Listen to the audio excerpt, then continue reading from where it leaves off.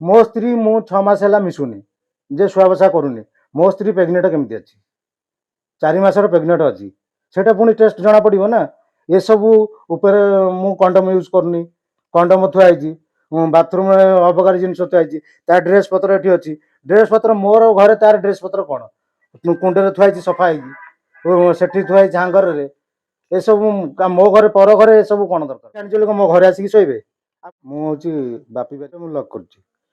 25 ତାରିଖ ଦିନ ହଁ ମୁଁ ପଇସା ଫାଇନାନ୍ସରେ ଆଣିଛି। ସମସ୍ତେ ଆଣିଛନ୍ତି, ମୁଁ ଆଣିଛି ଫାଇନାନ୍ସରେ। ପଇସା ଯେହେତୁ ଫାଇନାନ୍ସରେ ଆଣିଛି, ମୁଁ ବି 25 ତାରିଖ ଦିନ ସେ 25 ତାରିଖ ଦିନ ମୋତେ ଫୋନ୍ କରିଥିଲେ। 2ଟା 3ଟା ପାଖାପାଖି ହେବ ଫୋନ୍ କରିଥିଲେ। 25 ତାରିଖ ମୋ ଟାଇମ୍ ଥିଲା ଦେବା ପାଇଁ। ମୋତେ ଫୋନ୍ କରିଥିଲେ 25 ତାରିଖ ଦିନ। ମୋତେ କହିଲେ ଆଉ ପଇସା କେଉଁଦିନ ଦେବ? ମୁଁ କହିଲି ସାର୍ ଆଉ ଟିକେ ପଇସା ହେଇପାରୁନି, ମୋତେ ଆଉ 8-10 ଦିନ ସମୟ ଦିଅ, ମୁଁ 8-10 ଦିନ ଭିତରେ ପଇସା ଦେଇଦେବି। ସେହେତୁ ମୁଁ ଶୁଣିଲେନି, ମୋ ସାଥିରେ ଯୁକ୍ତିତର୍କ କଲେ।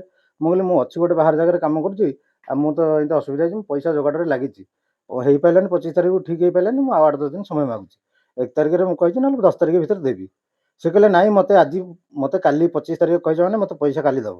କାଲି ନଦେଲେ ମୁଁ ତୁମକୁ ତା ବାସ ଦିନ ଆଜି ରାତି 12ଟା ଯାଏଁ ସମୟ ଦେଉଛି, ନହେଲେ କାଲି ତୁମକୁ ଉଠେଇ ନେବି। ଉଠେଇ ନେବି କହିଛନ୍ତି। ମୁଁ କହିଲି ହଉ ତୁମେ ଉଠେଇ ନେବ ଯଦି ନେଇଯିବ ଉଠେଇକି ଆଉ। ମୁଁ ମୋର ଫୋନ୍ କାଟିକି ପଳେଇଲି। ମୁଁ 26 ତାରିଖ ଦିନ ଆସିଲି।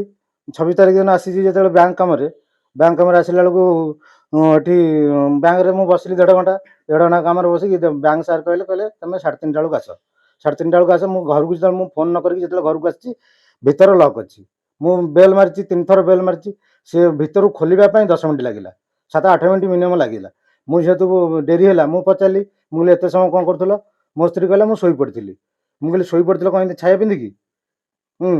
ଆଉ ପୁଅ ତ ନାଚ କରୁଥିଲା, ସାଉଣ୍ଡ ବାଜିକି ତୁମେ ଶୋଇପଡ଼ିଥିଲ କେମିତି? ତେଣୁ ମୁଁ ଆଉ ସେଥିରେ ଧ୍ୟାନ ଦେଲିନି। ମୁଁ କହିଲି ହଉ ଛାୟା ପିନ୍ଧିଛନ୍ତି ଶୋଇପଡ଼ିଛନ୍ତି। ମୁଁ ଆସିକି ରୋଷେଇ ଘର କବାଟଟାକୁ ପେଲିଲି। କବାଟ ପକେଇ ନାହାନ୍ତି।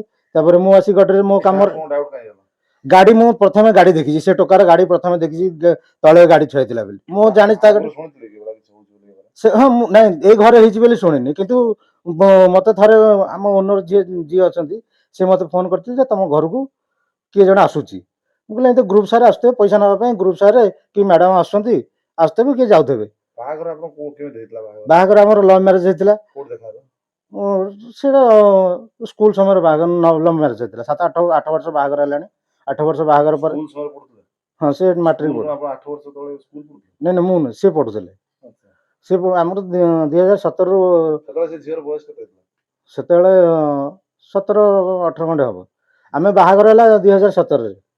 2017ରେ ବାହାଘର ହେଲା। 8 ବର୍ଷ ବାହାଘର ହେଇଗଲାଣି। 8 ବର୍ଷ ବାହାଘରରେ ମୋର 7 ବର୍ଷର ଝିଅ ଗୋଟେ, 3 ବର୍ଷର ପୁଅ ଗୋଟେ, ଦୁଇଟି ପିଲା। ଏ ଘଟଣା ହେଲା ଇଏ ମୋ ଝିଅଟାକୁ ଜାଣିକି ସେ ତାଙ୍କ ବାପ ଘରେ ଛାଡ଼ି ଦିଅନ୍ତି। ଯେହେତୁ ମୁଁ ରହୁନି, ସ୍କୁଲରୁ ଟିକେ ଦୂର ହେଇଯାଉଛି ନା ପାଣି। କୁଆଡ଼େ ଛାଡ଼ିକି ପଳେଇନି? ମୁଁ ତ ଘର ଭଡ଼ା ଏଠି ଆଣିକି ଦେଇଛି ମାଲିକଙ୍କୁ। ମୋ ବାପ ଘର ବୁଝୁନାହାନ୍ତି। ବାପା ଆସିଥିଲେ ନିଜେ, ସେଦିନ ମୁଁ ଡାକିଥିଲି ତାଙ୍କ ବାପାଙ୍କୁ, ତାଙ୍କ ବାପା ବୋଉ ଆସିଥିଲେ। ଆସିଲା ପରେ କବାଟ ଖୋଲିଲେ। ସେ ପର୍ଯ୍ୟନ୍ତ କବାଟ ଖୋଲୁ ନଥିଲେ। ମୁଁ ଭିତରେ ଥିଲି, ସେ ଭିତରେ ଥିଲେ। ଟୋଟାଲ କବାଟ ଖୋଲୁ ନଥିଲେ। ଫୋନ୍ ବହୁତ ସମୟ ଝଗଡ଼ା ହେଲା ପରେ ସେ ମୋ ମୁହଁରେ ତକିଆ ପକେଇ ମାଡ଼ି ବସିଥିଲେ ମୋତେ ମାରିଦେବା ପାଇଁ। ମୋ ପୁଅକୁ ବି ଉଦ୍ୟମ କରିଥିଲେ ମାରିବେ। ସେ ରଡ଼ି ଛାଡ଼ି କାନ୍ଦୁଥିଲା। ମୋ ପୁଅକୁ ବି 3 ବର୍ଷର ପୁଅକୁ ବି ମାଡ଼ି ବସିଥିଲେ ମାରିଦେବା ପାଇଁ। ଜୟନ୍ତ ଦାସ, କେନ୍ଦ୍ରାପଡ଼ାର ଜୟନ୍ତ ଦାସ। ସେ ମାଡ଼ି ବସିଥିଲେ। ମୁଁ ବି ମୋ ବଳ ଖର୍ଚ୍ଚ କରିକି, ଯେହେତୁ ମୋ ପୁଅରେ ତକିଆ ପକେଇ ଦେଲେ, ମୁଁ ବି 2 ଜଣଙ୍କୁ ଠେଲା ପେଲା କରିକି ମୁଁ ବି ମାଡ଼ ପିଟି କରିଛି। ବାଧ୍ୟ ହେଇକି ମୁଁ ସେଇଠି ଗୋଟେ ଛୁରା ଅଛି, ମୁଁ ଛୁରା ଧଇଲି।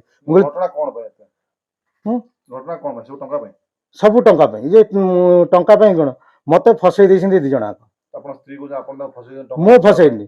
ହଁ ମୁଁ ଏରିଆରୁ ପଇସା, କିଏ ପଇସା ନେଉନାହାନ୍ତି। ମୁଁ ଏରିଆରୁ ପଇସା ଆଣିଛି। ପଇସା ଆଣିଛି ବୋଲି ମୋ ଘରେ ଆସିକି ଶୋଇବେ? ଆପଣ କହୁନାହାନ୍ତି ଯିଏ ପଇସା ନେଇଛି ମିଛରେ କେମିତି ତମ ଘରକୁ ତମକୁ ଘର ଭିତରେ ଧରିଲି, ମିଛରେ କ'ଣ ତମକୁ ବାହାରେ ତାଲା ପକେଇଥିଲି, ତମ ବାପା ବୋଉ ଆସିକି କବାଟ ଖୋଲିଦେଲେ? ମୋତେ କହୁନାହାନ୍ତି ଆପଣ କୁହନ୍ତୁ। ମୁଁ ଯଦି ମିଛ କହୁଛି, ତମ ବାପା ବୋଉ ତମକୁ ଆସିଲେ, ଫୋନ୍ କଲା ପରେ ତମ ବାପା ବୋଉ ଆସିଲେ, ତମେ ତ ମୋତେ ମାରି ଦେଇଥାନ୍ତ ଭିତରେ, ମାରିକି ଫ୍ୟାନ୍ରେ ଟାଙ୍ଗି ଦେଇଥାନ୍ତ। ହଁ ଏଗ୍ରିମେଣ୍ଟ କରିଥିଲି। ଏଗ୍ରିମେଣ୍ଟ କରିକି ପଇସା ଆଣିନଥିଲି। ମୁଁ ପଇସା ଆଣିଥିଲି ଜାନୁଆରୀ 25ରେ 60,000, 12 ଟଙ୍କା ସୁଧ। ସେ ମୋତେ 12 ଟଙ୍କା ସୁଧରେ 60,000 ଟଙ୍କା ଦେଇଥିଲି। ମୁଁ କହିଲି ମୁଁ ମାସେ 2 ମାସ ଭିତରେ ଦେଇଦେବି। ମାସେ ଭିତରେ କହିଥିଲି।